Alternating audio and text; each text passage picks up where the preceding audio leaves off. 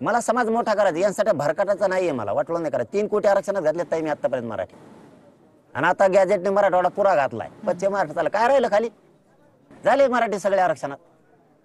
जी नक्कीच जरांगे पाटील, मी थोडंसं समजून घेते हे. यामध्ये हैदराबाद गॅझेट लागू झालं म्हणजे त्याचा अर्थ तुम्हाला GR काढला म्हणजे सरसकट जात प्रमाणपत्र मिळणार नाही. ज्यांच्या महसुली किंवा जुन्या कागदोपत्री वैयक्तिक नोंद मिळेल त्यांना जात प्रमाणपत्र मिळेल, खोटं काम होणार नाही असं मुख्यमंत्री आणि त्याचबरोबर बावनकुळे सुद्धा म्हणालेले आहेत. आणि हैदराबाद गॅझेटमध्ये वैयक्तिक नोंद नाही, फक्त जातींचा आकडा आहे. तर मग हे कसं शक्य होणार?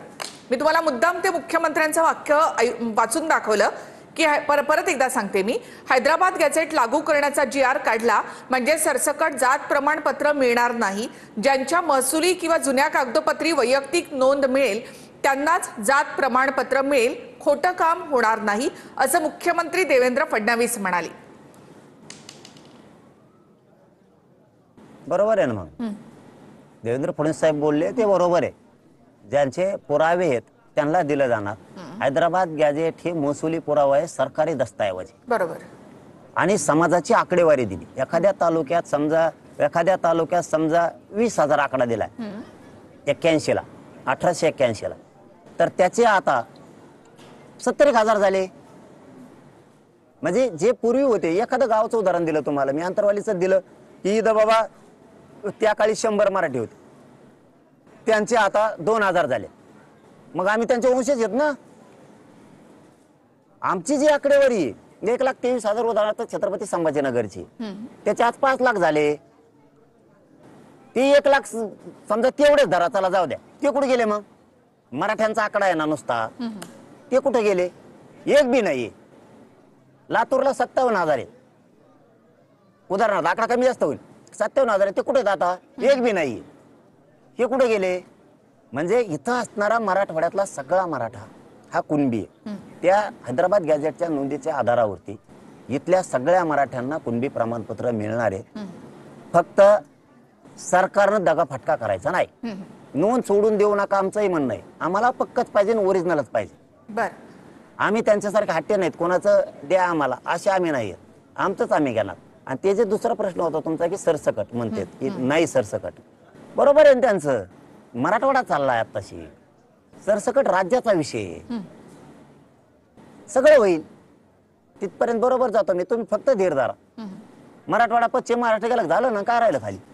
जी नक्कीच जरांगे पाटील, तुम्ही जसं म्हणालात की निजामाच्या काळात त्या महसुली नोंदी होत्या, तो आहे हैदराबाद गॅझेट. तर महसुली किंवा जुन्या कागदोपत्री वैयक्तिक नोंद मिळेल त्यांनाच हे जात प्रमाणपत्र मिळणार आहे. म्हणजे काहीतरी नोंद असावी लागणार आहे. मग शिंदे समिती सुद्धा ती वंशावळ शोधते किंवा त्या नोंदी शोधते. मग त्याच्यात आणि याच्यात फरक काय आहे नेमका? की फक्त मग ती जी आकडेवारी आहे, एखाद्या गावाची आकडेवारी आल्यानंतर ती वंशावळ किंवा त्याचा काही पुरावा हा लोकांना द्यावाच लागेल? येऊ शकतात ना ते. आता ज्या शिंदे समितीने नोंदी शोधल्या ही महसुली पुरावाच आहे मराठवाड्याचा. त्या नोंदीच्या आधारावर सुद्धा ते प्रतिज्ञापत्र घेऊ शकतात, त्याच्या आधारे घेऊ शकतात, त्या नोंदीला आधार घेऊ शकतात ना. ह्या नोंदी ज्या निघाल्या मराठवाड्यातल्या त्या महसुलीच पुरावा आहेत.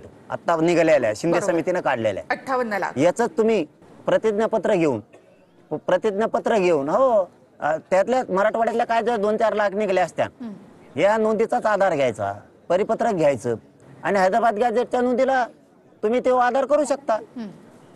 आणि तसं करायची गरज पण नाही हो, मी सांगतो तसं करायची काहीच गरज नाही. हैदराबाद गॅझेटियर हे मराठवाड्यातल्या मराठ्यांसाठी. तर इथं असणारा मराठा तो सगळा कुणबी आहे.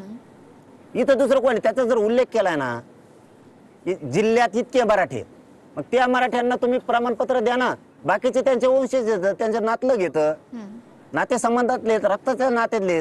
आता आमचा आजा पंजा होता त्या टायमाला, त्याचे समजा त्याला एकट्याला मिळालं, आम्हाला सगळ्याला नातू पण तुला मिळणारच ना. बरोबर. म्हणजे आमच्या टायमाला तुम्हाला लगेच पुरावे, आमच्या टायमाला लगेच नोंदी असून सगळं असून सुद्धा द्यायचं नाही. आणि बाकीच्याच काहीच नाही. आमचं 16% आरक्षण खाते, ते जमतं का? 1954 ला काढलेलं त्यावर कोणाचं आरक्षण आहे ते? म्हणजे तुम्हाला जशी भाषा वापरायची तशी भाषा इथून पुढे मिळणार आहे. तुमची जी भाषा असेल त्याला तयारी जातो. आम्ही लय ऐकलं 2 वर्ष, खूप झालं तुमचं. आता तलवारी झाल्या, तुमच्या दांडके झाले, तुमच्या कुकऱ्या झाल्या, तुम्ही लय भाषा वापरल्या ज्या नाही त्या वापरल्या. असंच करू तसंच करू, मराठ्याला आमजवळ कुकऱ्याच असतात, शिवर शायरीच म्हणायला लागले, त्यातून कापाकापी म्हणायला लागले. हं. आता भाषाला भाषा भेटल आणि तुमची जशी तयारी असेल तशी तयारी आता बस झाला आता. कारण माझ समाज का नुसतं अपमान सहन करायला जन्मालेला नाही. मग तुमच्या मनगटात रक्त आहे, आमच्या मनगटात सुद्धा ताकद आहे ना. मग त्याला नाविलाज आमचा. आता तुम्हाला जर तेच आता खेटायचंच आहे तर त्याला नाविलाज आमचा. आम्ही प्रत्येक वेळेस शांत शांत म्हणतो. मग आम्ही लढून गोरगरीब लेकरं चटणी भाकर खाऊन तिथून जी आर आणलाय. हा, तुम्ही त्यासाठी चॅलेंज करणार आणि ते कोणाच्या बापाला चॅलेंज होत नाही. TV 9 ला जाहीरपणा सांगतो मी, चॅलेंज कोणचा होत असतो ज्याला कुठलाच आधार नाही. असा एखादा जी आर घेतला त्याला चॅलेंज होतं. याला आधार आहे हैदराबाद गॅजेटचा, कोणाचा बाप आला तरी चॅलेंज होत नाही. आणि तुम्ही जर कोर्टात गेले ना 1954 जी आर चॅलेंज केलाच मराठ्याने समजा तुम्ही